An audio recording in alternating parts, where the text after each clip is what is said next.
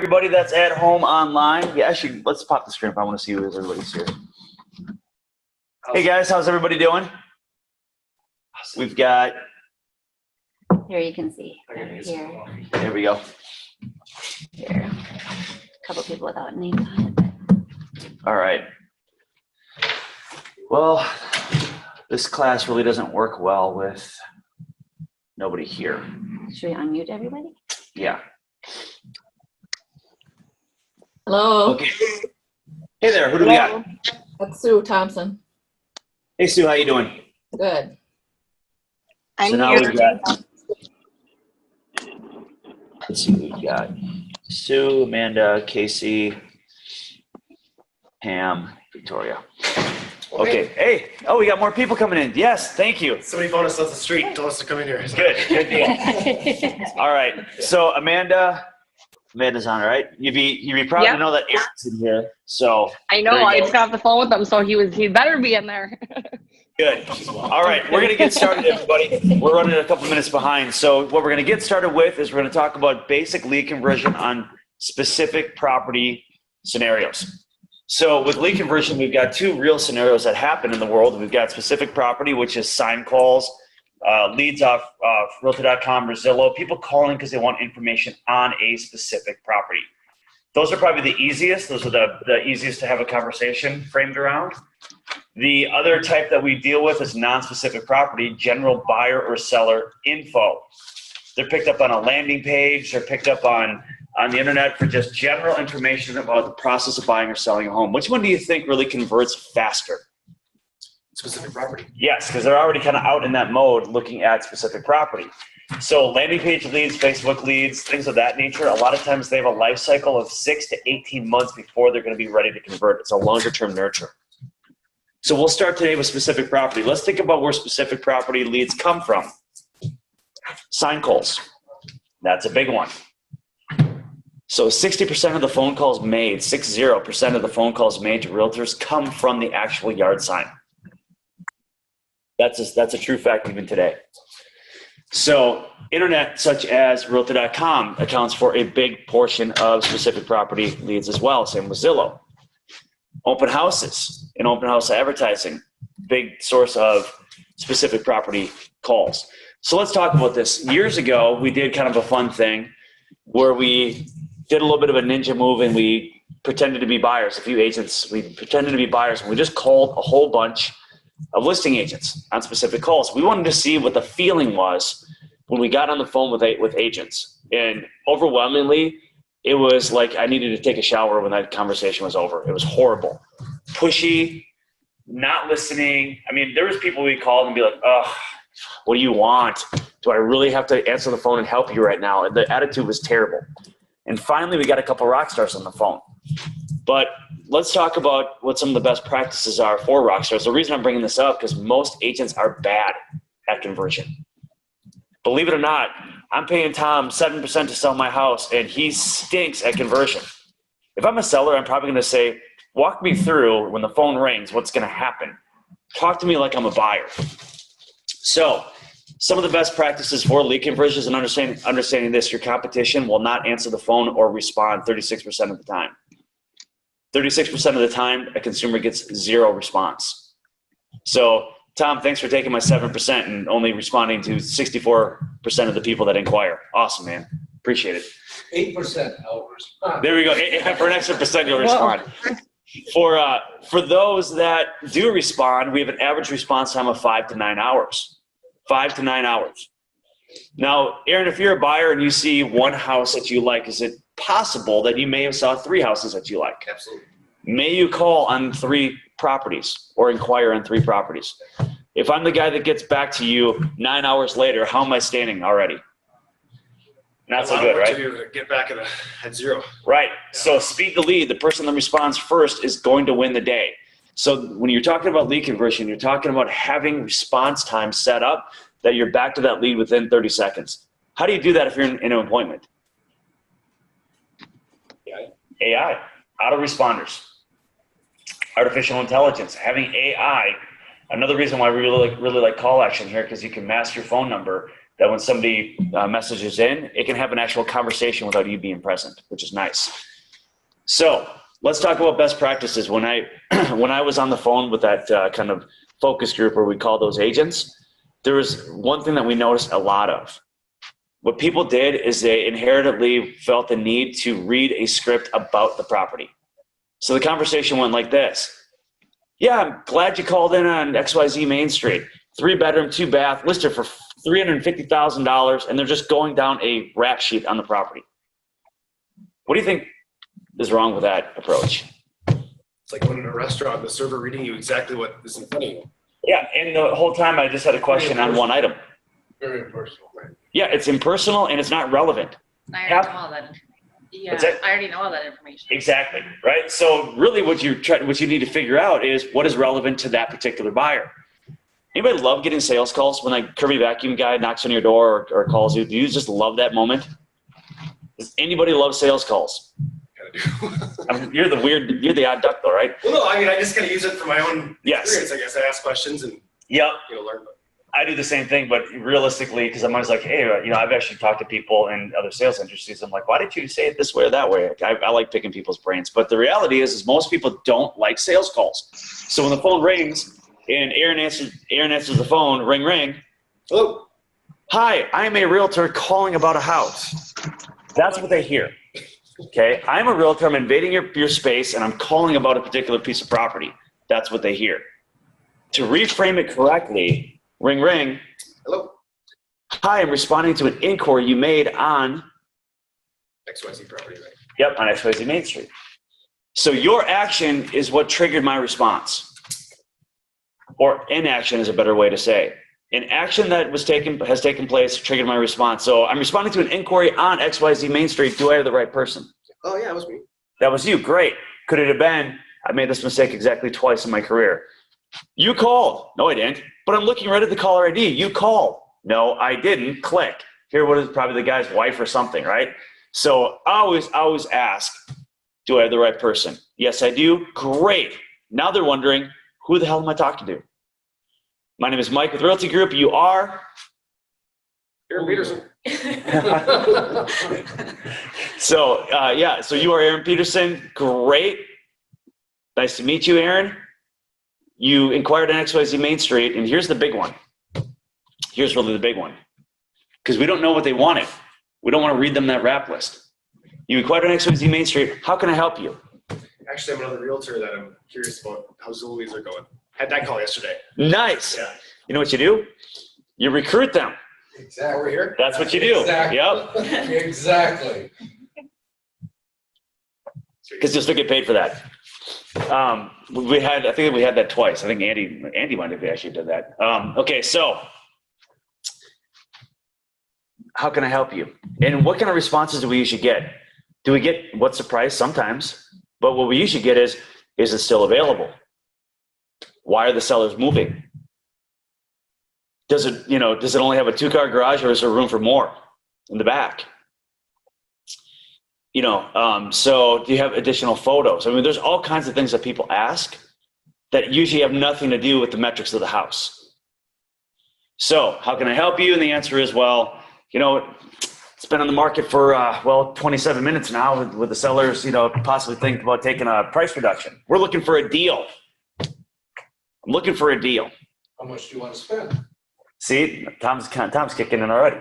But the reality is we're trying to figure out what's relevant. Okay, this person's looking for a deal. They're looking for, an inside leg. They're looking to talk only to the listing agent. Whatever it is, we're going to figure out how can I help you? Now, does that tell you all the time why they called on that property, why that particular piece of property? No. So the next question, really the follow-up question is going to be, what attracted you to the property? How can I help you? What attracted you to the property? Between those two questions, you can usually find out every bit of information you need on that buyer. Now, if Aaron wants to know what the price is, no, I want to know. I'm the buyer. I want to know what the price is. Aaron's talking to me. He says, how can I help you? I say, what's the price? And he says, $217. great, thank you. Click. What problem happened in that scenario? Just answer the question. Answer the question and left them a back door. Always answer a question with another question. Well, the price is $217 right now, Aaron. Is that the price range you're looking at? Was that, Yeah, no, I'm not looking at that. I'm only up to 190. But now we can talk about that. Okay. this house is in Anoka. Are you looking in the Anoka area or we're talking Grand Rapids? Exactly. So, this property is located in Anoka. Is this the town you're looking at? Is this the area you're looking at? Just out of curiosity, what do you like about this area? Those are questions that are going to lead them in the direction you want them to go. Scott, look like you're delivering mail today. Look at that. Yes, I am. So that's the deal. We want to lead them into the correct direction the minute that we leave the door open. And we answer a question such as, oh, it's $217,000. We're giving them permission to hang the phone up. Now we have one objective in every single phone call. What is that? Get the appointment. Now, when I did those test groups and we called. Quiet here. I know all the answers. No, I'm speak up. So get the appointment, right? Now, this is where realtors really, really struggle. Everybody tends to have this advice that's, pretty ancient in my opinion, but make sure they're approved. Don't go meet them until you know that they can buy the house. I can tell you this with 100% confidence. I would have lost probably more than six-figure money in my career if I would have been vetting every buyer based on approval. I will take a buyer out that's not approved all day long. Once, maybe twice. Because what am I trying to build? Rapport relationship. Right, try to build that rapport and relationship. If they can't get a mortgage today, you know what? That's fine. Anybody need business next year? Right? Don't look at people as what's in it for me. Look at it as how can I build more relationships? Those relationships will spin off to more referrals and more repeat in the future business. So let's think about this. We want the appointment. We've got two solid questions that we have to ask. How can I help you? What attracted you to the property? Our rhythm is answer a question with a question. And we don't want to say no to the appointment because they don't have approval. There's a couple other things we got to tackle. Aaron says to me, well, first off, let's think about the appointment. When do we get the appointment? When does that happen? Anytime. Anytime. Yeah. It can happen in the first 10 seconds. It can happen after 5 minutes. Great house. Would you like to see it? That's a little direct, but Right. It could be. Yeah. So once you answer the question, what attracted you to the property? And Aaron says, I really like the kitchen. I like the area. It's 5 minutes from work. Awesome. So 5 minutes from work, you must be familiar with the neighborhood. And Aaron says, yeah, I've been to a couple houses over here. Went through a couple open houses, yada, yada, yada. Great. So what really, and we already know what really attracted Aaron to the property, but what we don't know is if he's willing to see it, right? We don't know if he's willing to see it. He made the phone call. So we legitimately have to pry and get him into that property. We have to know if he's that interested. But you said he's been to a bunch of open houses. Yes. So he's active. Yeah. Aaron's active. So you're going to convert the lead. You're going to convert the appointment. I'm glad you like the property. Glad you called. Awesome. Here's the deal. So what time works for you to see it? Tomorrow or the next day? Right? What do we call that? Are we asking permission? No. Would you like to see it? No, we're not doing that. We're going to make the assumption that he's going to see it. Sometimes we also have to give the benefit of that assumption. Aaron, you'll never know. I mean, these things can be tricky online. You'll never know how you really feel about it until you actually see it, until you actually walk in and get eyes on it. So what time works for you, today or tomorrow? I've got 3 p.m. today or 5 p.m. tomorrow. What time works for you? 5 p.m. tomorrow's great. 5 p.m. tomorrow is great. So we're already assuming we're getting the appointment. It's the assumptive close. Also mixed with the menu close. We're giving them the times. We're assuming they're going to do it, and we're going to give them the times. So here's the assumption and the menu. So Aaron, just making sure that we got everybody there that needs to be there. Is there anybody we need to extend an invitation to the showing? Absolutely. Got to bring my kids and my wife. What's your wife's name? Tila. You think so? I'm gonna start writing some notes, right? We want to make sure that we're calling people by proper names. Awesome. So You better not call her Tiala. we won't do that. Yeah. We won't do that. Sometimes names are really, sometimes there are some really hard names, and Yep. Gosh, I just butcher those. Oh yeah, trust me, I've done the same thing. I'm terrible remembering names in the first place. Then when they get complicated, that's why you got to write that down. Just do it with confidence. Yeah, They'll be like, all right. Complicated for you. some days.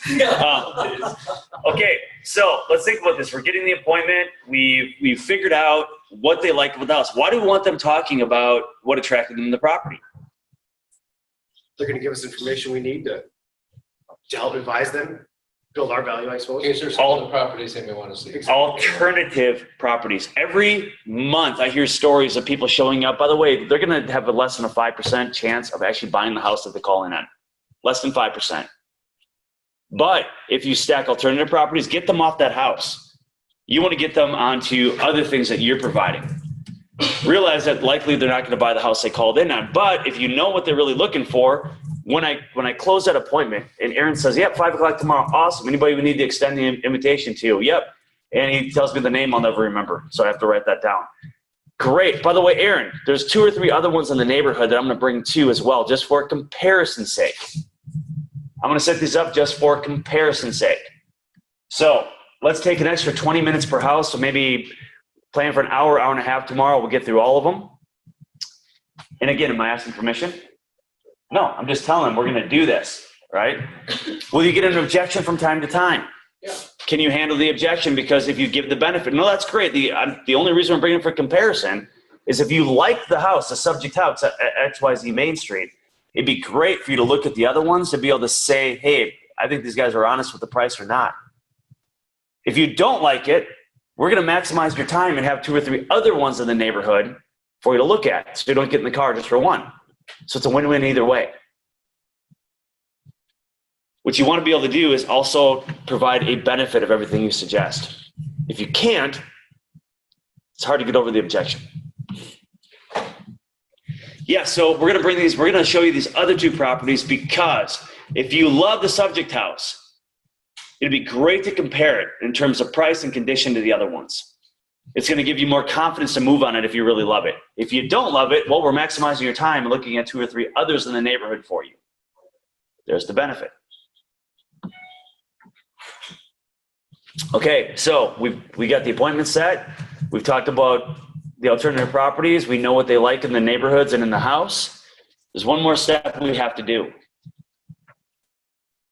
Ethically, we have to do one thing. No, nothing about that. This is where Tom has no idea what we're talking about. Yeah.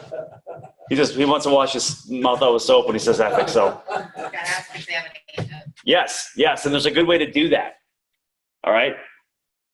Great. We're going to meet you and your family over there tomorrow at 5 o'clock, Aaron. That's awesome. You know, before we hang up though, I just have to ask one question. I want to make sure we're not stepping on any ethical toes at all. Just have to make sure. What's the proper verbiage? You're not under contract with. Not under contract. Where I see a lot of people say, are you working with an agent? What about, I always say, are you committed?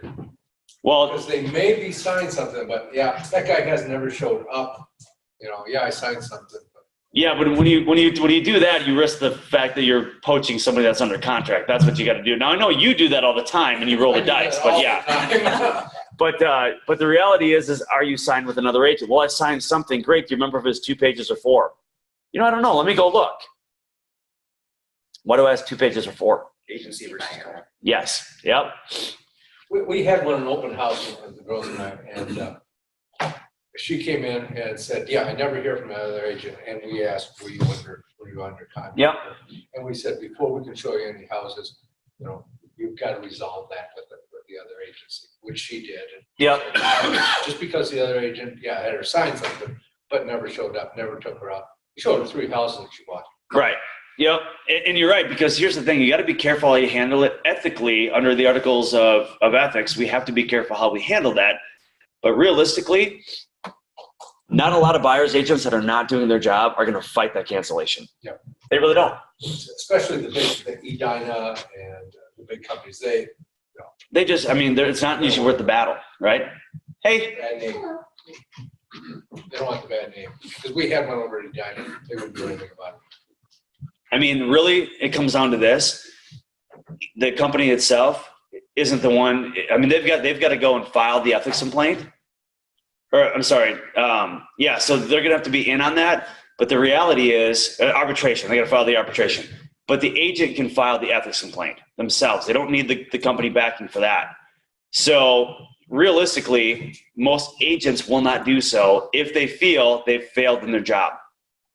Well, by them not showing houses to the buyers that they're under contract with, aren't they breaching fiduciary They duties are. anyways? So They if are. they were to file an ethics complaint against us, Yeah. they would have a fiduciary, I mean, so they're almost shooting themselves in the foot. They may actually they may actually award against the agent that took the buyer over ethically, but an agent would have to go forward and be grilled on why didn't you perform on your contract, and most people don't want to do that. Yeah. Okay, so moving forward. And procuring cause, we get into that too. Yeah, and procuring cause, that's where you have the broker has to file for the arbitration on that. Yeah. Because just because sign that doesn't mean it's procuring cause. Who took them out, who showed them the property, who wrote the offer, Procuring cause, and we're going to do a class on this soon, but it really comes down to an uninterrupted chain of events that led to the transaction happening. Uninterrupted. So that's what it really comes down to. Procuring cause is a tricky deal. That'd be a good class. We're doing that. Yep. Okay, so Mike, I'm sorry, you said before, say if there's, how do I go about causing the contract that's signed to come to an end? you can ethically you can't advise them on that. Well, I have to be able to, so what, go and talk to that brokerage? I mean, Yeah, if you're not happy, Angie, what you got to do is go and talk to your current broker, not agent, but broker.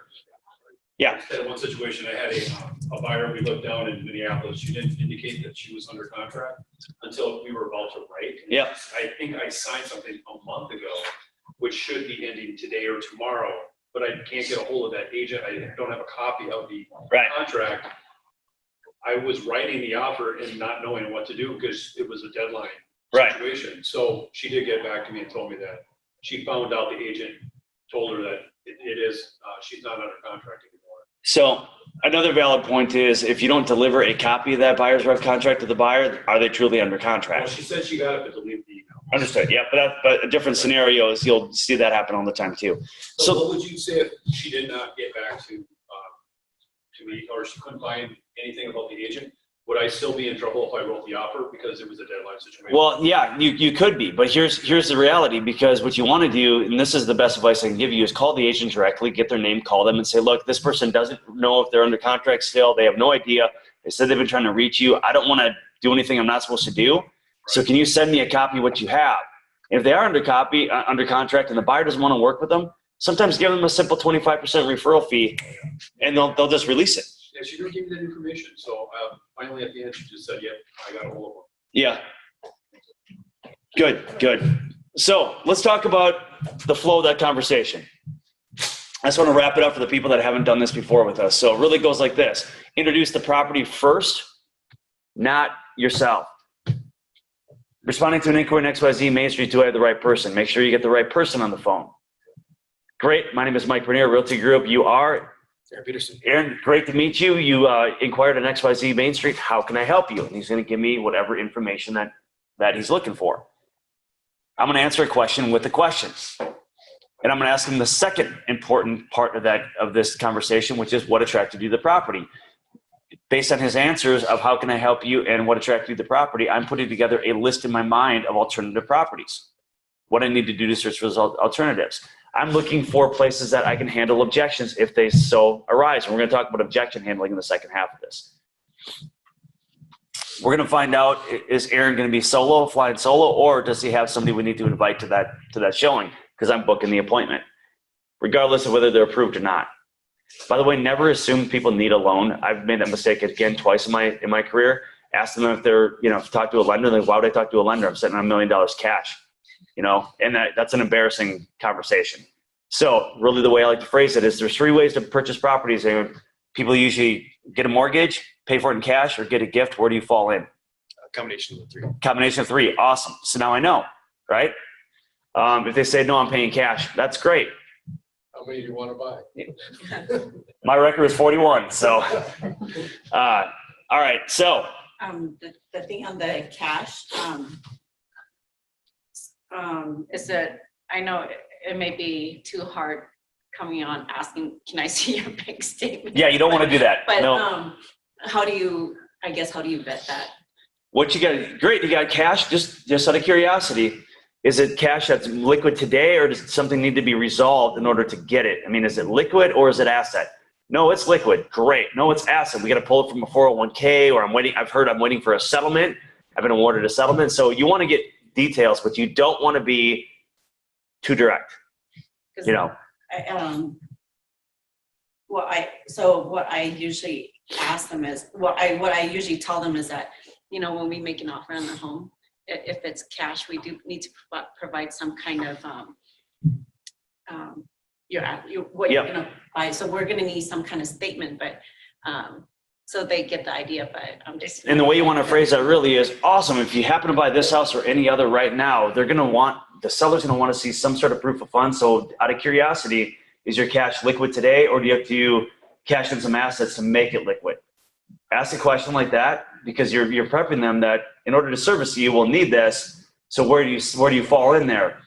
And most people will cooperate with that. It's when you say, can you prove that you have cash today? It's all in the phrasing. It really is. Because I'll tell you one thing, cash buyers will be super insulted when you don't believe they have cash. I've seen that happen a lot of times. So position it like, just to help you to make sure there's not a delay, how are we being able to prove the funds today? Liquid or assets that we got to resolve? Okay, moving on. That's the flow of the conversation. Let's talk about some common objections out there. Some of my favorite ones. Why would I need a realtor when I can sell it myself today in 5 minutes? These are real world objections that I get calls on. Why would I need a realtor? I don't need a realtor. I can put the sign in the ground right now and have 3 buyers by Monday. Is that a valid point? It is. Okay. So we're going to talk about that objection. How about this one? I only want to speak to the listing agent. Are you the listing agent? Yep. Or I'm looking for a deal. This is priced at $300,000. I'm looking for a deal. What's the deal? Right. So that's an objection, though. I'm that deal shopper. Okay. I will look at listing with you, but the last agent I met with said they would do it at 4.5%. Will you match that? Take the listing. All right, Redfin over here. Sure, I'll do that, but let me show you what I can do to get the addition. Well, So all of a sudden, it's not an objection. Yes, I can do that, but. Let's talk about objections and let's put it together a format on objections. Number one, are you going to do well with objections if you're butting heads with them? No. There's a method to this. Number one, isolate the objection. Isolate the objection. Validate the objection. Have empathy with it. And then pivot. And repeat it back. Yes. So that you know you understand. Exactly, because people want to be heard. Yeah. Right? They want to be listened So I to. understand $300,000 is too much. Yep. I can understand that because I hear that a lot. Yep. So tell me, what's interesting. Let's see how we can resolve this.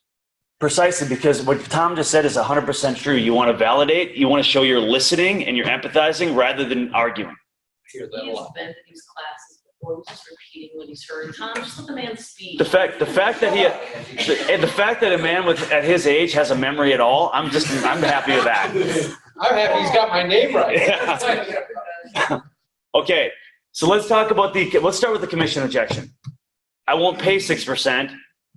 Other realtors will do it for 4.5% right now, and houses are so easy to sell.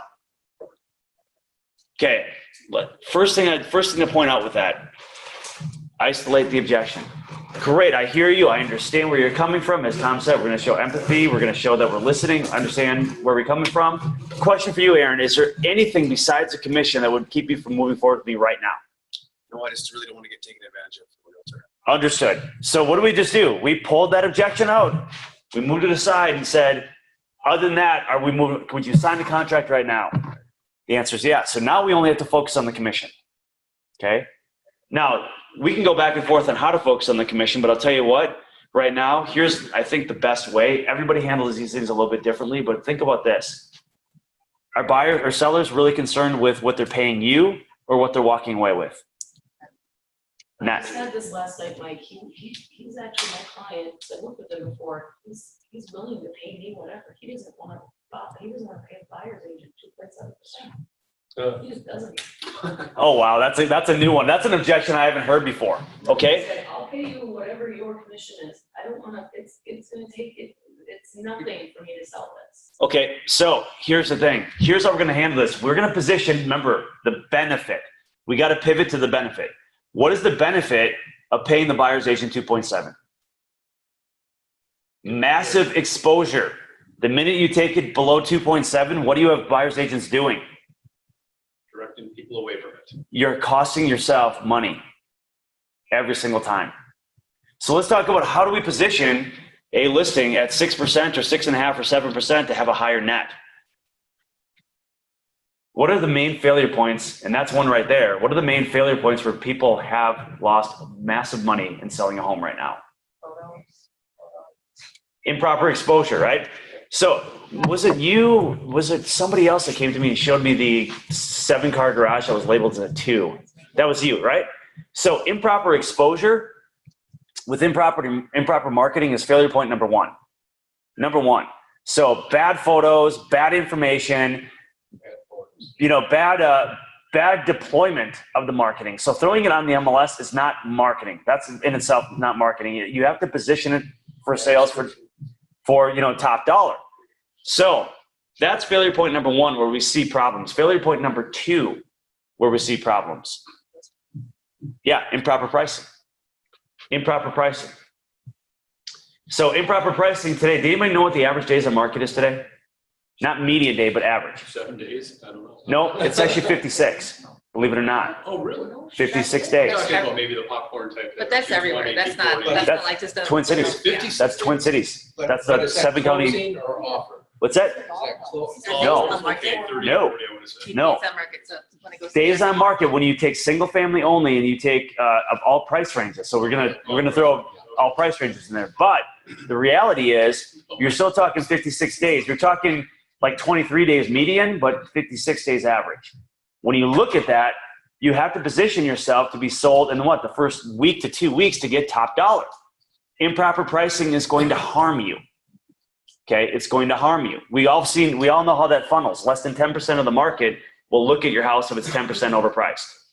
That's a stat, it's a fact. Third, major failure point, improper operations. And what I mean by that is what happens when the phone rings. Now, we already talked about earlier today, 36% of people get no response at all. Improper operations, what triggers when somebody wants information on the property? What does that trigger with you, your system, your operation, your team? There is a major failure point in the performance of realtors. It's just a fact. So much information dropped. Can you talk to a seller and show them what happens when what gets triggered when an inquiry comes in? What deploys? When you can speak to that, that's going to make that objection much easier to handle. Fourth failure point, and this is the big one that you can show real world examples in every day. Fourth failure point, improper negotiations. Who right here has taken had an offer taken from their buyer not being the highest? That listing agent was smart. They took the best, not the highest. How many of you guys are taking backup offers? And I don't mean just one, like 2, 3. Yes. Why is that important when we talk about improper negotiations? You have 1 to 2 other ones that if something goes sideways and they say, we really want you to fix this leaking roof and there's water in the basement, we want $3,000 off for the price of that. Nope, sorry, I've got an offer that's going to take it as is, even in light of these issues. They'll take it as is right now, so we're not even going to change a light bulb for you. We're just going to slide buyer number 2 in unless you move forward. Also, improper negotiations. Think about this. How many appraisal fall-throughs are we seeing right now? 3, right? So smart listing agents right now are starting to ask for proof of funds beyond the down payment. So what they're asking for, they're looking for conventional offers without escape clauses And they're looking to show that you've got cash above and beyond that you would commit to a low appraisal. Now, if I can articulate this to a seller, all 4 of those failure points, and I show where I mitigate those failure points, and I get you a higher net at the end of the day, does the $4,000, discount and commission really matter to them? Or does the 16% higher sale price with a better offer and 2 or 3 backup offers to prevent fall through? Because what do people really want when they sell their house? Highest price, but what's second on the list? Ease. They want to close, right? They want convenience in closing. They just want to make sure they can move forward. So you need to speak to that. Jess, is there any way you could pull up that video that we did with Cuevas yesterday? Kind of speaks to this issue. Yeah, was it? It's on my wall. Yep. It's on my personal wall. But do you have problem, and this is anybody, with somebody paying more than the appraised value? Do you get pushback on that from anybody? Here's the conversation. If you write it into the contract, you may be triggering the appraiser themselves to take less liability themselves and say, well, Aaron said he'll pay an extra 10 grand. I'm going to appraise this on the lower end. You don't want to put it in the contract. You want to position it at time of offer. If I'm a buyer's agent, what I'm saying is, look, man, I know we're in multiples. I know I can't find a good comp that's going to go higher than what we've got. We're going like 10 grand over last comp. If we get an appraiser we're lucky with, we're golden. If not, just in case, I talked to my buyer. We can't put it in writing because we don't want to complicate the deal, but cancellation is our last option. We are going to try to work this out. We've got cash that we can commit to it. And if a low appraisal happens, we are going to try to strike a deal with this thing and keep moving forward because we're a team right now, right? Me and you. That in an email, I suppose, though. No, yeah, exactly. We're a team. We're a team right now. We're trying to get this across the finish line together. So cancellation is our last option for us. Yes. And talk to your buyers about, or your sellers about this, because in me not taking the highest. Yep. We chose not the highest, but I had to explain it over and over again. He says, no, they offered me 260. I don't care if it appraises or not. That's what I want from that. Yeah. And Yeah. It's, And that's why when you're a listing agent and you're going for a listing, from the time that you're talking before an offer ever comes in, don't convolute it when the offer's there and the money's in front of them. Talk to them while you're listing the property, what the failure point is, what the dilemma is in the market, and how you're looking for an offer to position to actually close. A combination of highest and best, and we're looking for one that has I both did explain aspects. it to him when I listed his property. I don't want to say he didn't understand in the sense that I'm saying he's stupid or anything like that. He just didn't understand it until we were going through it. Yeah. And actually we're experiencing it. So what you want to do is pull some real world examples of appraisal follow throughs, go in the MLS and look for things that fell through, print those and say, this is what is happening in the marketplace. Always show and validate what you're saying and show the benefit of what you're suggesting. The benefit would be is we're going to look for a stronger offer with people with more cash assets so we can close. Again, remember, we're fighting for a higher commission, which means we need to be a higher level advisor and consultant than what the average person is. Well, one of my big points too was that we wait to that, we just accept the highest. We then put ourselves in the position where the buyers are in control versus my seller being in control. Because what you want to do is, again, your job is to advise them to take the offer that's going to actually get something done, right? Okay. I just have to. Okay. Let's talk about the next objection, right? So we're talking about, that was the listing commission objection. We're going to isolate it. We're going to speak to why working with us, even at 6%, will net them more money than the discount. And then we're going to ask them, okay, one sec, Gus. And then what we're going to do at the end of that is we're going to say, okay, we're going to explain it all and say, is there anything else that we need to cover before we get working on the paperwork? That's how we're going to close it out. Anything else we need to cover before we get working on the paperwork? Now, I've heard of Mike Hellickson rule of thumb, right? it is, and he's had 12 deep objections that he's had to handle. He's had to restate that 12 times before they finally sign, because one objection will come up, he'll handle it, then another, 12 times, and finally they signed. That was the record. Handle the objection, isolate it, handle it, pivot from it, and then ask them the question, is there anything else we need to cover before we get working on the paperwork? Okay, I think I can do it now. There you go.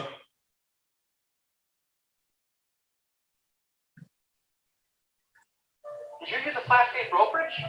No, we used a real estate agent. We didn't want to leave any money on the table. Well, yeah, full service. Our agent used Facebook ads. They marketed our house with a video, a drone. They optimized it. I mean, they did a really good job. So they implanted scarcity in our house and properly positioned. They had a couple open houses. They drove a ton of traffic for it. They even had one of those super duper wavy inflatable arms guys in front of our house. And then we got 7 offers on our house and got $15,250 over asking price. Our negotiator, our agent, was an absolute beast. Really? Beast mode? So what's up? Did you pay a commission? Yeah, of course we paid a commission. I was glad to do it because we sold our house for 16.7% more than yours. Real misery is not knowing if you left any money on the table. So, Great accent. You were smiling through that one. yeah, these are all buddies of mine. Oh, You're really red right now. Yeah. There must be a hidden. No, these are all buddies of mine, and they're goofballs. But the reality is this is where we're going to form our company listing presentation is going to kind of follow this format of talking about what we actually bring to the table. You know what? When you're up against other agents in competition, you know what you're talking about. We know what you're competing against. Marketing. Everybody shows their pretty marketing. I'm going to get you on Zillow. I'm going to get you on Realtor.com and on Facebook and marketing. Nobody ever talks about anything beyond that. That's where our listing presentation we're going to be building is going to be speaking much more to those mitigating those failure points, not leaving money on the table, and the actual result of what our marketing is going to do. It was frustrating with a client who doesn't want to pay that, Yeah. person bringing the buyer in. After going through everything, we were basically pricing it $17,000 higher than he initially was. So it's just like hitting in the head with a baseball bat. Do you know the stats on how many buyers are represented? How many people find the house via their own buyer's agent? Not even the internet, but their own buyer's agent is still 34 to 36% of all buyers come directly from an agent. You're cutting that portion out, the 42% that find their house because they found it on the internet. You're still talking about 90% of those or more are still represented by an agent. You're isolating 90% of the market with that low payout. That's what you want to drive home. So objections. What was the next one we talked about? Listing commission. Oh yeah, want to work with the listing agent. This is another one that we get a lot of. So when you're dealing with objections, don't ever listen to the words that are being said to you. Listen to the intention behind them. Do they want to talk to the listing agent because Scott Manning's such a cool guy? In Scott's mind, yes. You mean the seller wanting to speak only? Nope, the buyer. Wanting to. They think Yeah. Scott's gonna cut his commission if he gets close. They usually will. He will. Usually, yeah. He's weak like that. So Is it common? it's very common. It's very common. So what happens is, Oh, gonna make anything. let's talk about this, guys. Why do they want to talk to the listing agent? There's two exact reasons that they want to. One is because they think they're going to get a better deal, as Casey just stated. They think he's gonna spill some beans. Yes, access and information. They want the inside track. Okay? Yes. Yep, that's exactly why. That's in their mind. That's what they think is going to happen. In actuality, what's the reality of this? They're not represented. The agent is representing the seller. So, by law, that we are all bound to under Chapter 82, we are supposed to be representing who? The seller. So, if you're looking for the best deal, do you go look? If I'm looking for the best outcome, do I go to the plaintiff's attorney, or do I get my own?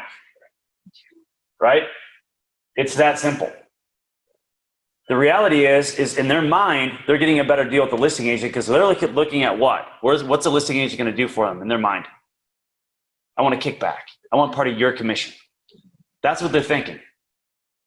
In reality, they're not getting a better deal with the listing agent because when you can speak to them, hey, again, validate, empathize.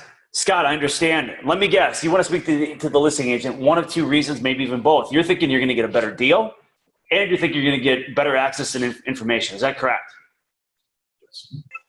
Awesome. Love where your head's at. You're being proactive. You're trying to be a smart guy in the market. That's great. I just want to see if you've thought of this, though.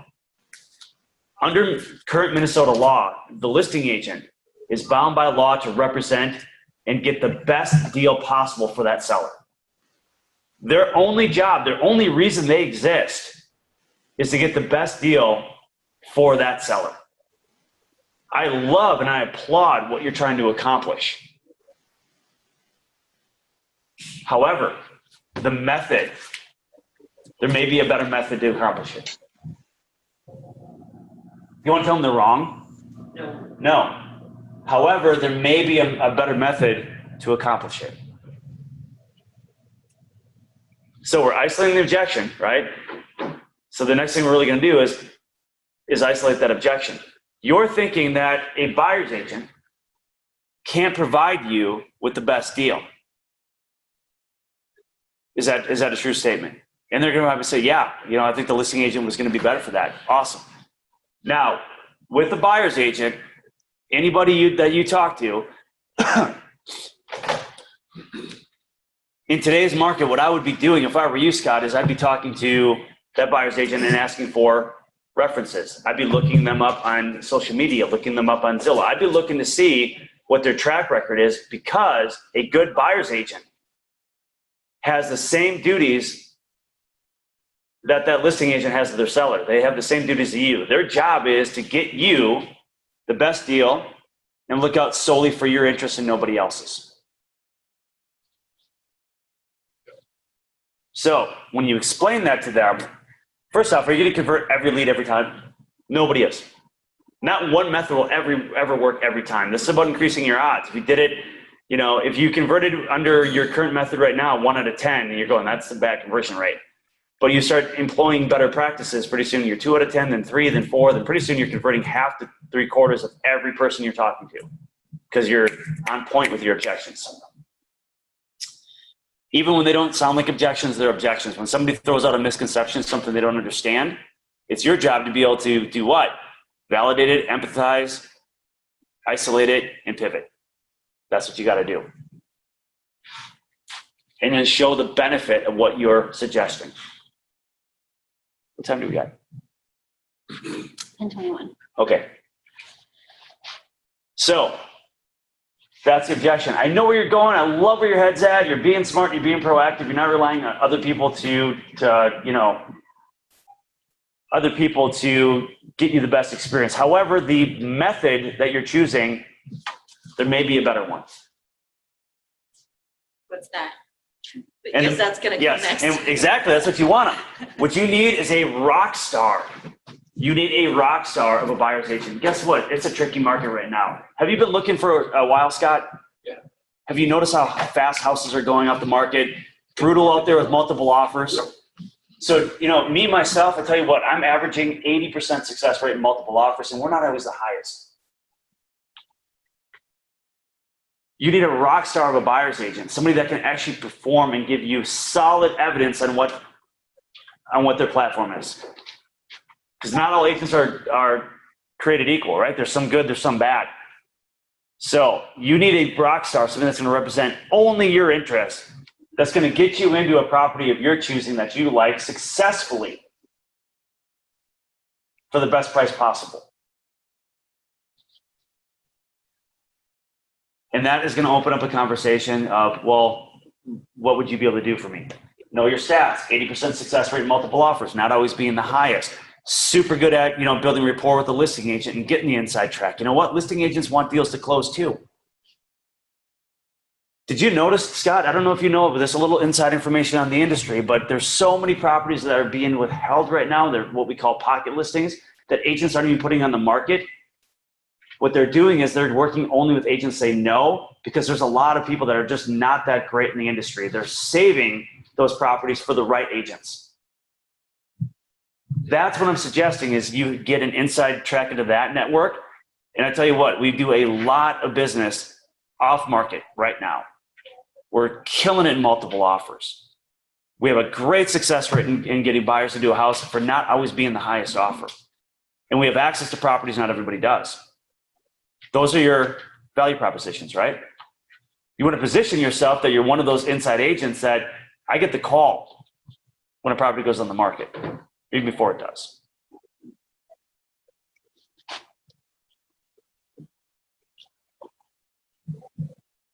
So, what was the next objection? Looking for a deal. Looking for a deal. Okay, what's that? He said they got it all. Yeah. Okay, I'm looking for a deal, right? Looking for a deal. So, again, empathize. What do we gotta do? Validate, empathize, isolate the objection, and then pivot from it, right? Does somebody want a deal because, well, they just want to screw somebody over, or do they want a deal because, well, they got a limited budget and they're trying to maximize it? First and foremost, those first people do exist. There is the I need to win and you need to lose or I'm not happy. Those are people that I do not align well with, and I'm just like, good luck. But if I find out that somebody literally is working on a budget that they don't love what's in their budget, they're just looking for the best thing they can find, I'll usually work with that. Does anybody just love to move? I mean, are you just super excited to pack your stuff up and move and disrupt your life? No, they're usually trying to do what? Solve a pain point, fix a problem, create a better situation. Speak to that. Awesome, you want a deal? That's great. How long have you been looking, Scott? I've been looking for 6 months. Great. What is your main motivator? Why do you want to move?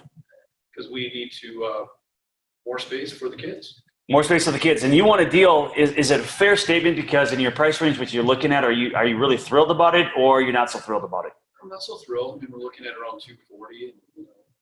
Tough out there, isn't it? It's tough out there, isn't it? It is. It is. Yep. So what I want to do is I'm going to pivot. I'm going to isolate the objection, the 240 or the I want a deal. And we're going to start talking about the motivation to move in the first place. Right? So you said you need more space for you and the kids there, Scott. How tight are you? A scale of 1 to 10. Are you like busting out of the seams, or are you busting out of the seams? Kids are wrestling in the living room. We got to get out of here. Gotcha. Got to get some, at least another 500 square feet. Get them in different rooms, different areas of the house. Get them away from us. Gotcha. So now on that limited budget, as you're kind of describing it, you're looking at stuff and you're not super keen. So you're looking hopefully to find something that has a little bit more bang for the buck. Correct. So how do we create that bang for the buck, by the way? What are some things we can do? Because people have to be able to Fixer-uppers, maybe. Unfinished basement, unfinished basement, 203K loans. see if he's selling the house and where his equity is. Yes. Yep. Running numbers. Misconceptions too.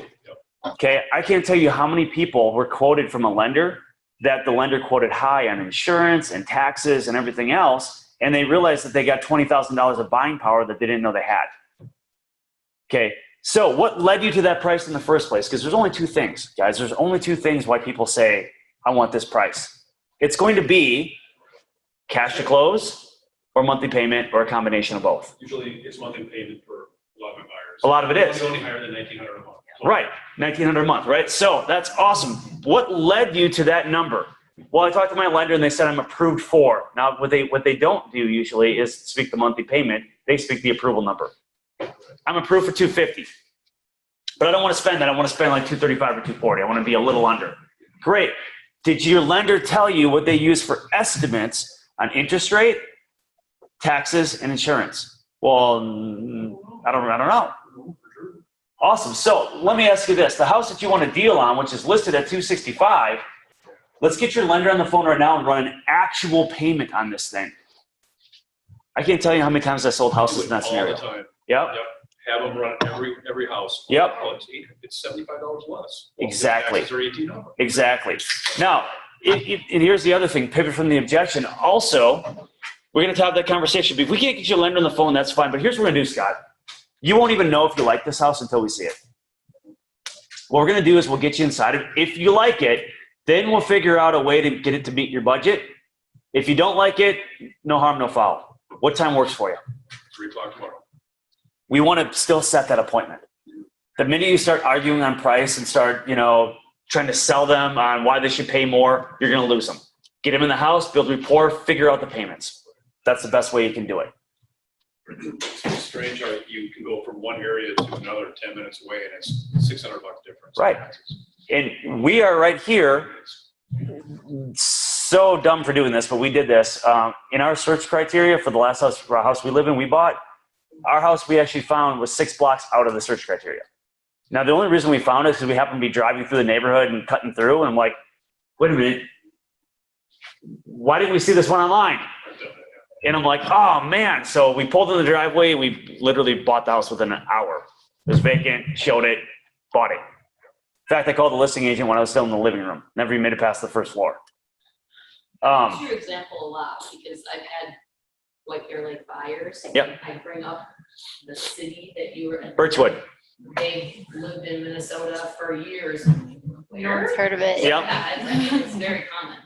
It is super common. So here's the thing. When you have these buyers like this, cast a wider net. Their net might be this big and they're a little hyper-focused. I want to only be right here. Cast one a little wider for yourself so you can suggest properties to them. That's what I do. I do it for myself and email myself, especially if it really, I really want to be, I don't want it to appear to them that I'm not listening to Right. what I'm saying. Right. But if you're able to say, hey, Angie, I tell you what, I hear you loud and clear. You don't want to be out of White Bear, but I found one that was literally 6 blocks outside the search criteria that has a ton of stuff you're looking for. I'm going to have you look at it. If you don't want to see it, that's fine. But I want to be the one for you to say no, not me. They're usually all. They're fine. Yep. 35% of every house I sold in my career was one I found for the buyer that they didn't know was there or that they discarded. They didn't have interest in. So you as an agent, being able to think a little bit proactively, you can position your buyer on things that you think will work for them, and you'll have a lot more higher success rate with a faster turnaround time from the time you start working with them to the time they get in the house. Okay, so let's cut the class short there. We are going to do the next class at 10:30. Hopefully more people will show up for that. What did you just put in your mouth? I have Invisalign. Oh, okay, that's what it is. I'm looking. All right. So, thanks, guys. Next class, RG Advance is going to be on crafting your mission statement and elevator speech. I'm getting old, my teeth are gonna fall out if I don't do something about Get it. my old